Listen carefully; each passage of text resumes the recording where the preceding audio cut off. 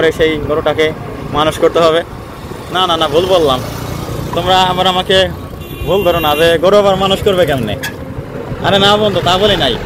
গরুকে খাওয়ায়ে পরায়ে মোটা তাজা করবে, কোরবানির সময় বিক্রির জন্য উপযুক্ত করবে, ওটাকে বলা হয় মানুষ করা। আসলে গরুকে আর মানুষ করা যায়নি। গরুকে মারলে পিটালে গরু মানুষ হয় না, তবে এক ধরনের গরু মানুষ হয় বন্ধুরা। তোমরা সাথে শুনে হাসতে পারো, যে সমস্ত ছাত্র দুর্বল তাদেরকে মারলে আসলে এক সময় বলে সেই গরু ছাত্র বলে আর কি অনেকে, সেই গরু ছাত্রকে মারলে নাকি গরু থেকে মানুষ হয় না। বর্তমানে মারা নিষেধ। আমি তো শিক্ষকতা করি, আমিও তো এখন শিক্ষক, কিন্তু আসলে মারামারির দিন শেষ, মারামারির দিন শেষ। মারা যায় না, আদর দিতে হয়, বোঝাতে হয়, যত্ন করে পড়াতে হয়, তাহলেই আজকের গরু ছাত্ররা গরু থাকে না, ছাগল থাকে না, মানুষ হয়। গরুর হাট আর হলো নেকমর্দ বাজার পাড়ি দিয়ে কৃষ্ণচূড়ার সেই ছাতার মতো ডালপালা প্রসারিত করে থাকা মায়াময় ছাউনি বৃক্ষের নিচ দিয়ে এই বিষঢালা কালো পথে আজকের এই হালকা রোদ, হালকা মেঘ, আধো আধো কুয়াশাময় এই দুপুরবেলা আমরা ছুটে চলেছি সেই সামনের দিকে। দেখি কোন ভিউ আপনাদেরকে দেখাতে পারি।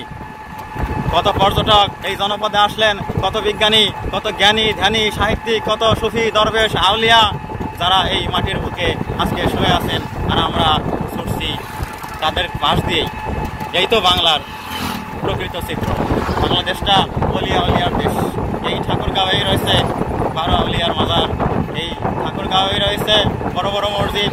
সুফি সাধকদের অনেক মসজিদ আস্তানা এখানে ছিল। তারা কত কষ্ট করে মানুষকে কত বুঝিয়ে সুঝিয়ে, কত আদর করে ধর্মটাকে তাদের মাঝে সুন্দর করে ধর্মমালা পরিয়ে দিয়েছেন গলে। তারা হয়েছে সোনার মানুষ, সোনার সন্তান, আদর্শ বাঙালি। তারা আজকে নাই। আজকে তাদের অবর্তমানে যারা আছেন তারাও যারা ভালো, তারাও অক্লান্ত পরিশ্রম করে যাচ্ছেন ইসলামকে প্রতিষ্ঠা করার জন্য, ইসলামকে বৈশ্বিকীকরণ করার জন্য, ইসলামকে দেশের মানুষের মধ্যে ছড়িয়ে দেওয়ার জন্য। তাদের মতো একজন মহান গুণী মানুষ আমার মানিকগঞ্জের শায়েখ জনাব ডক্টর মনজুরুল ইসলাম সিদ্দিকী রহমতুল্লাহ আলাইহি সাহেব, আল্লাহ পাক তার হায়াত দারাজ করুন। এই যে বাংলার গ্রামে গঞ্জে ছুটে চলা, এই চলার মধ্যে একটা আলাদা শান্তি থাকে, একটা আলাদা অনুভব থাকে। সেই অনুভবের কণা তোমাদের প্রত্যেকের মনে থাকে, গুচ্ছ গুচ্ছ থাকে।